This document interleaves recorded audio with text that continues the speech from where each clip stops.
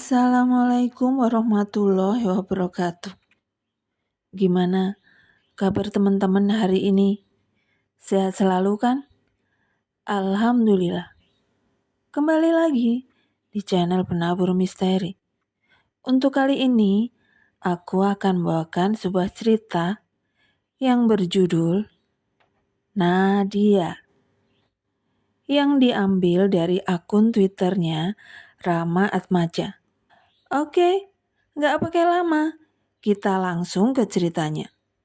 Cus.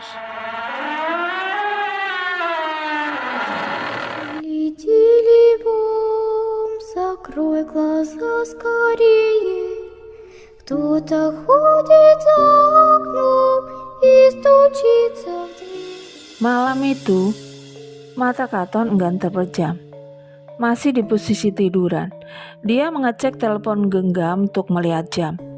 Waktu menunjukkan pukul 22. Daripada suntuk di rumah, Katon pun keluar kamar dan mengeluarkan kuda besi kesayangannya. Motor sudah di luar. Tak lupa dia mengunci pintu dan menaiki motor. Katon menaiki motor, tak lupa berdoa ala kadarnya. Starter dinyalakan, lalu menarik gas dan menginjak gigi. Motor pun mulai berjalan. Lumayan dingin untuk malam ini. Sampai sesekali Katon menggigil. Tetapi niatnya sudah bulat dan terus lanjutkan perjalanan. Ton, mau kemana? Sapa Pak Purnomo yang sedang berolahraga malam di depan rumah. Ke majelis, Pak, balas Katon dengan nada teriak. Tak lama Katon sampai di depan tanah lapang yang nantinya akan dibikin bangunan untuk majelis. Katon menghentikan motornya, mencabut kunci dan turun. Matanya melihat ke arah langit, nampak begitu cerah, tak ada awan mendung. Sinar rembulan pun menyapa dan membantunya menerangi malam tanpa pencahayaan. Katon berjalan mendekati bangunan yang tersusun rapi. Dia kembali berjalan, mendekati terpal yang menutupi alat pertukangan.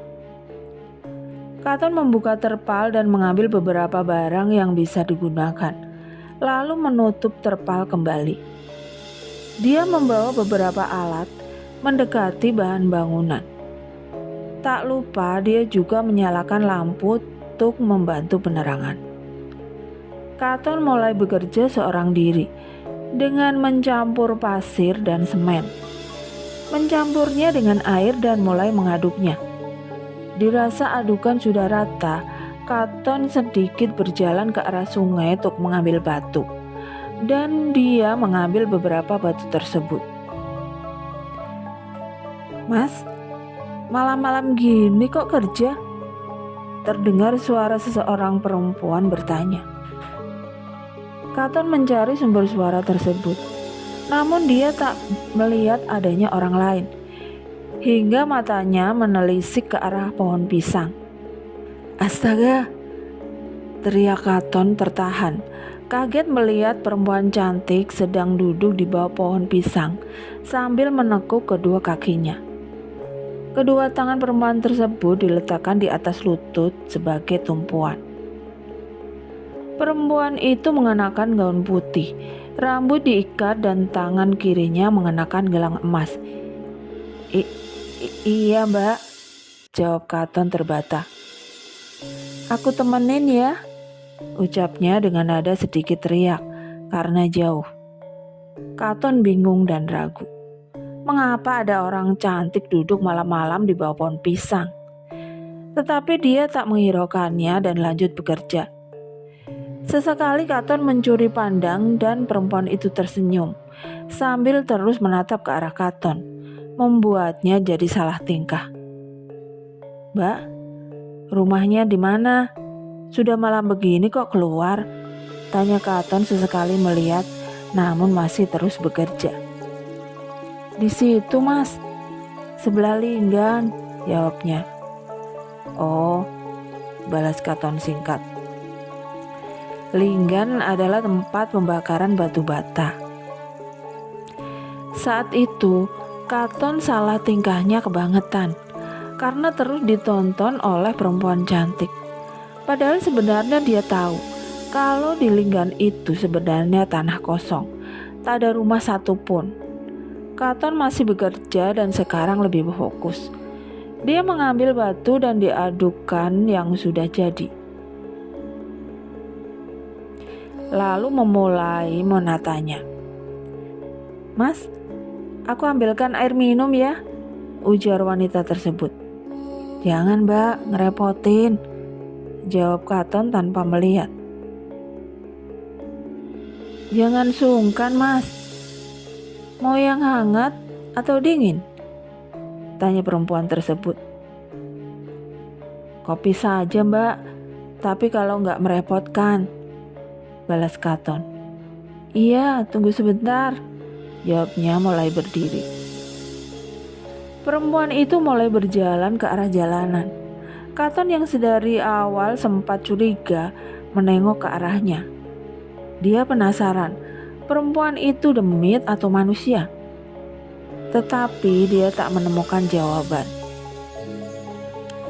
Gaun putih yang panjang menutupi kaki perempuan tersebut. Bagian bawahnya sampai kotor karena menyapu debu jalanan. Katon melepaskan pandangannya dan kembali bekerja. Tak berapa lama, saat Katon kembali menengok, perempuan itu sudah ada di bawah pohon pisang sambil duduk, seperti pertama kali Katon melihatnya. Perempuan itu sudah kembali, tanpa tahu dari mana dia datang. Tetapi ada yang berbeda. Perempuan itu berganti pakaian. Dia mengenakan lingerie berwarna merah jambu. "Wes, pokoknya salah tingkah," gumam Katon yang semakin grogi sampai kerjaannya jadi tak karuan. Di depan tempat dia duduk terlihat 2 gelas berisi kopi hitam dan beberapa makanan ringan. "Sini dulu Mas, kita ngopi," pinta perempuan itu. "Iya Mbak, bentar." "Sudahlah Mas, kesini dulu." "Tak usah grogi," pintanya lagi yang seolah tahu isi hati Katon. Yang jadi grogi dibuatnya. Dengan sedikit grogi, Katon mendekat ke mbak tersebut dan mengambil segelas kopi yang dia suguhkan. Matanya mulai melirik bagian paha. "Muluse, asem nih," pikir Katon. Katon menaruh gelas yang baru saja dia seruput, lalu hendak kembali untuk melanjutkan pekerjaannya. "Kemana Mas?" "Di sini saja, dekat-dekat sama Nadia." "Gak usah jauh-jauh," pintanya sambil menepuk tanah berumput di sebelahnya. Baru beberapa langkah, Katon pun kembali dan duduk di sebelah Nadia. Namun agak sedikit jauh. Tiba-tiba Nadia mendekat dan merapat ke arah Katon. Katon membuang pandangan. Dia gak enak melihat Nadia yang mengenakan lingerie transparan sampai terlihat bagian dalamnya. "Kurang manis gak Mas?" tanya Nadia dengan bahasa halus seakan merayu. "Sudah manis Mbak, cukup," balas Katon tanpa melirik. "Kalau ngobrol menghadap ke sini, menghadap Nadia, jangan menghadap ke pohon jati," ucapnya merayu. Sebenarnya Katon malu, tetapi dia penasaran. Akhirnya Katon memberanikan diri melihat ke arah Nadia. Katon melihat ke arah bawah, tepatnya ke tangan Nadia. Dilihatnya ada tato tribal di pergelangan tangannya. "Mbak Nadia kerja di mana?" "Selama aku ikut majelis, kalau siang sering kesini, tapi gak pernah lihat Mbak," tanya Katon yang masih menundukkan kepala. "Jarang di rumah Mas." "Iya Mas, kalau siang kerja dan jam segini baru pulang," jelas Nadia. "Kerjanya penghibur atau pelacur?" kata Katon dalam hati. Katon masih tak berani memandang ke arah Nadia yang wajahnya semakin lama semakin dekat. Mas gak lelah? Siang kerja, malam lembur untuk majelis, tanya Nadia. Sebenarnya lelah, tapi sudah aku niatkan untuk membantu, jelas Katon sambil mengambil gelas dan meminum kopi. Katon melihat dari ekor matanya, tangan Nadia meraba ke arah belakang tubuhnya, seakan mengambil sesuatu. Ini rokoknya, ucap Nadia menjulurkan sebungkus rokok yang dia ambil dari belakang tubuhnya. Rokok Marlboro merah kesukaan Katon. Katon hanya bisa tersenyum, lalu dia kembali bekerja. Katon mulai kembali bekerja, tetapi fokusnya hilang dan sesekali melihat ke arah Nadia yang masih duduk sambil terus tersenyum kepada Katon. Udara yang tadinya agak dingin berasa begitu hangat dan seakan ada sesuatu yang tertiup, melambai ke arah hidung. Bau busuk mulai tercium di hidungnya. Katon kembali melirik ke arah Nadia. Dia masih tersenyum, tetapi aromanya bukan berasal dari Nadia. Matanya menelisik untuk mencari asal muasal bau busuk tersebut. Dirasa tak menemukan apa yang dicari, Katon tak menghiraukan bau tersebut dan kembali memasang batu untuk fondasi. Katon fokus memasang batu, tetapi dia bingung karena batunya tak kunjung habis dan malah semakin banyak. Padahal dia siapkan cuma beberapa batu saja. Mata Katon menelisik ke arah sungai, tepat ke arah batu di pinggir sungai yang waktu itu dia ambil untuk bikin fondasi. Terlihat bayangan hitam tengah berjongkok di sebelah batu yang tak begitu jauh dari tempat Katon bekerja. Katon membuang wajah dan melirik kembali ke arah Nadia. Nadia balas senyum. Jantung Katon mulai berdegup kencang karena ada sosok hitam yang ikut menemaninya malam ini. Katon memejamkan mata sambil beristighfar. Astagfirullahaladzim, aku pun hafal, ucap sosok hitam. Katon kaget dengan apa yang sosok hitam itu diucapkan. Sialan, gumam Katon dalam hati.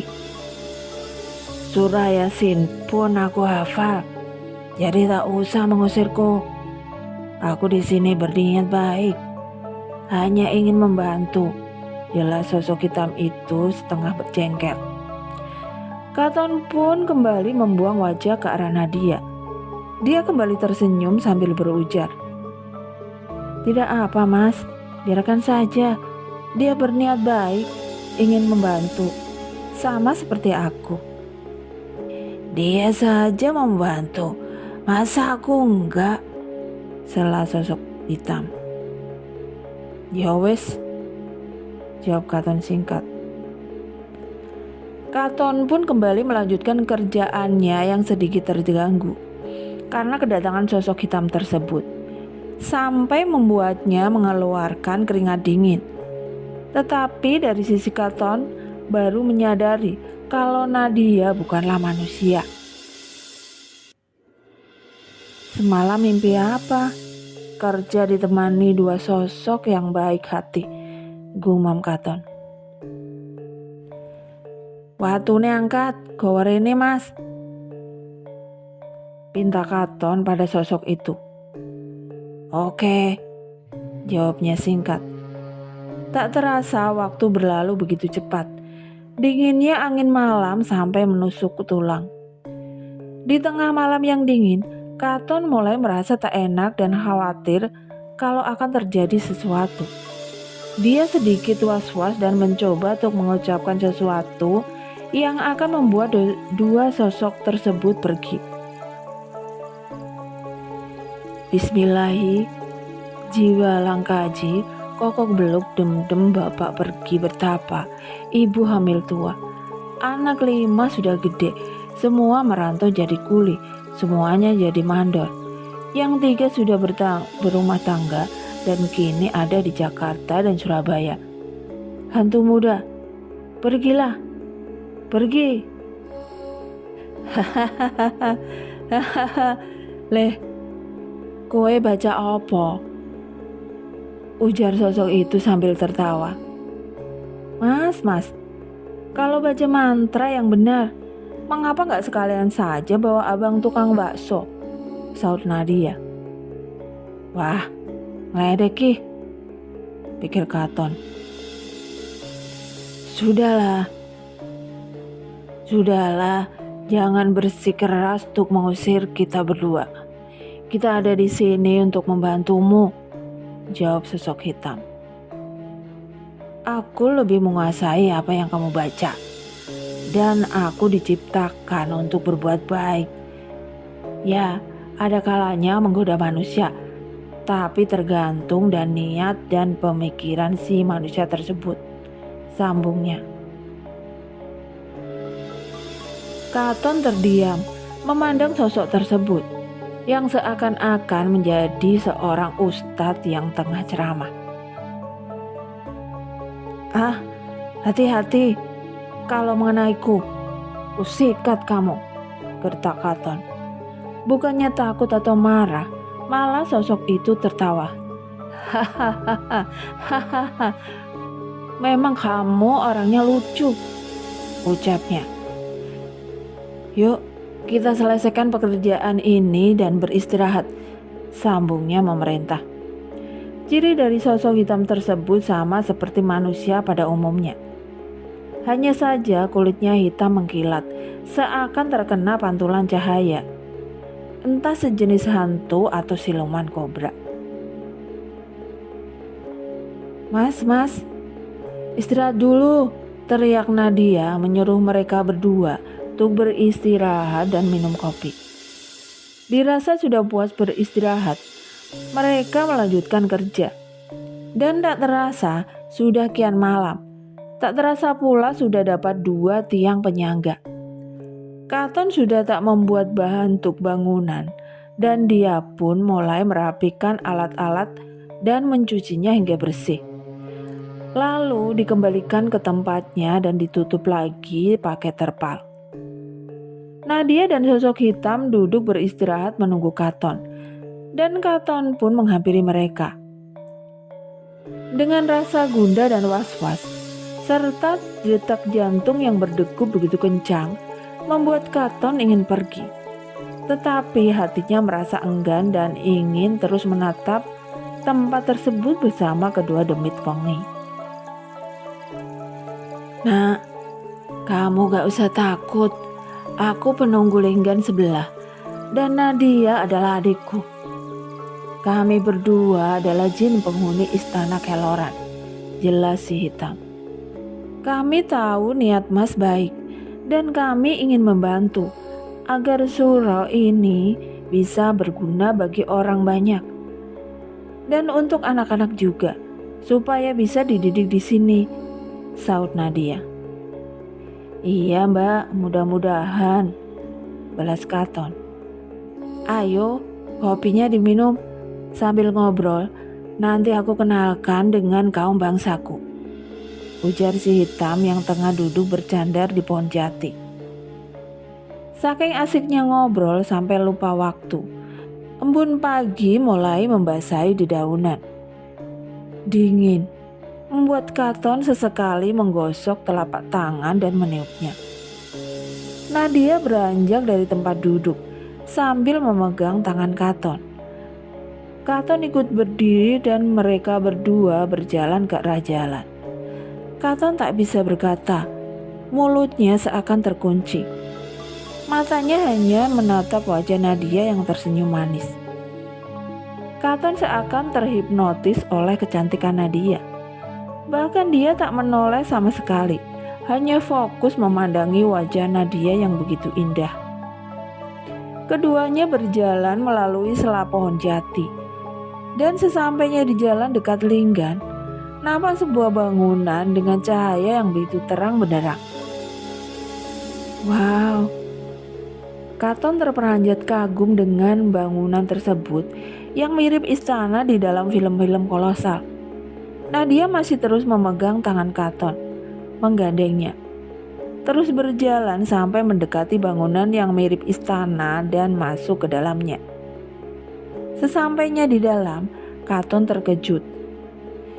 Di dalam bangunan tersebut sangatlah luas. Lantainya memakai tehel atau keramik zaman dulu. Di sini juga ada meja tersusun rapi, berjejer satu. Di situ juga ada meja yang tersusun rapi, berjejer. Satu meja didiami satu orang.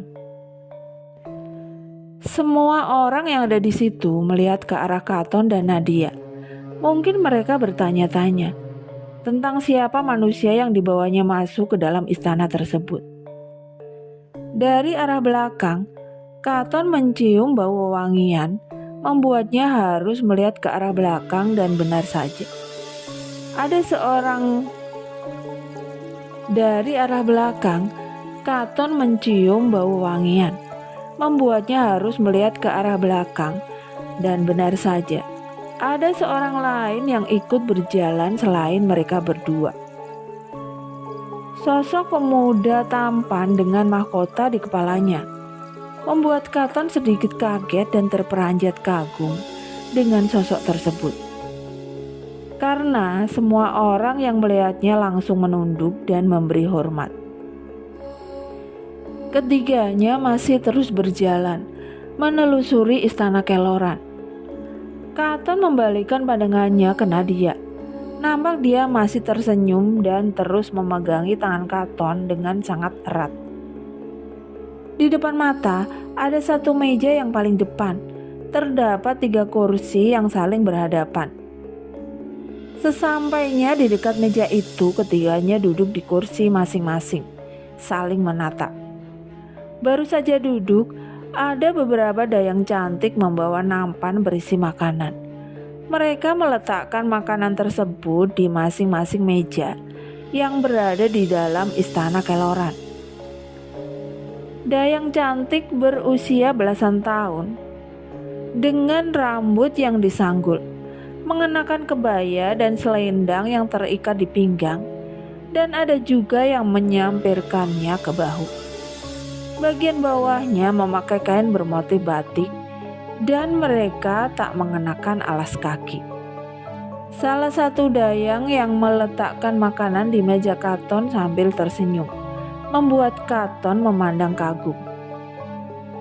"Aduh," teriak Katon kala mendapatkan cubitan kecil di tangannya. "Masnya jangan nakal," ucap Nadia tersenyum. Katon masih bingung dengan keadaannya saat itu. Dia masih melihat ke sana kemari yang persis seperti pemandangan di dalam film kolosal. "Silakan dinikmati hidangannya."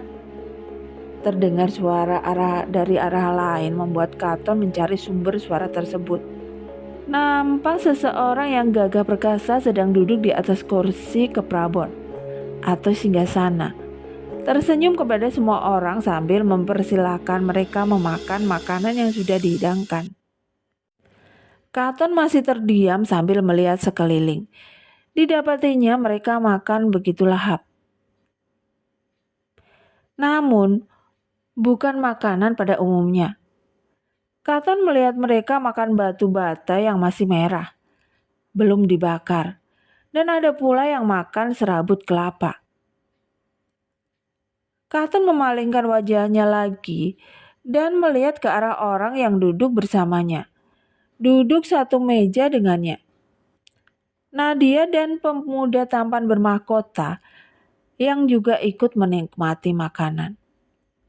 Namun apa yang dimakan Nadia dan pemuda tersebut berbeda dengan yang lain. Keduanya mendapatkan makanan dari daging yang entah daging apa. Saat Katon melihat ke arah makanannya, dia mendapati pecahan batu bata merah dan sebuah kerikil. "Sial, dikerjain jin," pikir Katon dalam hati. Katon terdiam. Dia bingung dengan apa yang harus dilakukan. Dia juga tak mungkin menyantap batu kerikil dan pecahan batu bata tersebut. Dalam diam, Katon kembali membaca lantunan syair nan indah. Bismillah, cir gobang gocir, jangan nyengir dan mondar-mandir. Aki dan Nyang, tolong keluarkan aku dari dunia makhluk ini.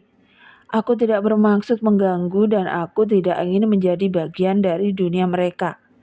Tolong keluarkan aku. Tak lama, terdengar gesekan dari dahan yang bertemu. Berdencit. Cit, cit, cit, cit. Berbunyi 3 kali. Lalu pandangan Katon mulai buram dan anggota tubuhnya seakan mati rasa. Woi, bangun! Teriak seseorang sambil menepuk-nepuk baunya. Pandangan Katon mulai membaik dan dia melihat siapa orang yang berada di sampingnya. Rupanya dia salah satu teman Katon, satu jamaah di majelis tersebut. Kamu mabuk ya? Kok tidur di sini? Tanyanya bingung. Katon bangun dari tempatnya bersandar dan melihat ke arah kiri yang nampak linggan. Dan melirik ke sebelah kanan, terdapat kebun kosong yang ditumbuhi tanaman liar. Katon balik melihat ke arah belakang. Didapatinya pohon jati yang lumayan besar. Pohon tempat dia bersandar sebelum tersadar. Benar, aku dikerjain jin, gumam Katon dalam hati. Dasar setan, orang lagi kerja malah dikerjain. Nih rasakan, gumamnya sambil menendang-nendang pohon jati tempatnya bersandar. Cuy, Katon meludahi pohon jati tersebut berkali-kali. Kukira kamu mabuk, jadi aku biarkan kamu duduk di situ, ucap temannya tersebut. Katon tak menjelaskan perihal apa yang terjadi. Tak lama terdengar suara azan subuh. Temannya langsung pamit untuk berangkat kerja di pasar. Temannya sudah berangkat. Katon melihat sekeliling. Lalu dia membuka celananya dan modar gue pesingen. Katon buang air kecil ke pohon tersebut. Setelah itu Katon berjalan ke arah motornya. Dia duduk di atas motor dan terdengar suara. Setan kamu mas, teriak Nadia. Ben, jawab Katon lalu menstarter motornya dan pulang. Sampai di rumah, Katon memasukkan motornya dan bergegas ke kamar mandi untuk membersihkan tubuh yang kotor karena kerja dan bersandar di pohon jati. Malam berikutnya, Katon bersantai di dalam kamarnya seorang diri. Tiba-tiba tercium bau wangian yang sangat menyengat, menyelimuti seluruh bagian kamar. Lalu tubuhnya tak bisa digerakkan. Lampu kamar pun seketika padam. Katon hanya bisa menggerakkan bola matanya ke kanan dan ke kiri. Ini sebagai permintaan maafku mas, terdengar suara dari seseorang dan tak salah lagi kalau suara tersebut berasal dari Nadia. Katon tak bisa menjawab, mulutnya terkunci. Dia merasa berada di ujung tanduknya malapetaka. Kalau gak bisa keluar kamar, wah, Black bisa diartikan kesialan. Gumam Katon dalam hatinya. Malam ini, aku milikmu sepenuhnya, ucap Nadia. Woi, Nadia, ojo edan kue, teriak Katon dalam batin. Sekali-kali edan gak apa-apa mas. Aku kadung seneng karo kue. Ora iso mbi kue. Aku njaluk keturunan. Terdengar suara Nadia dari arah samping Katon. Oke, sekian dulu ceritanya. Semoga dapat diambil pembelajaran dari kisah cerita ini. Nantikan cerita-cerita lainnya yang tentunya lebih seru dan horor. Dan jangan lupa yang belum subscribe dulu dan tekan tombol loncengnya agar tidak ketinggalan cerita-cerita dari channel ini. Matur nuwun. Wassalamualaikum warahmatullahi wabarakatuh.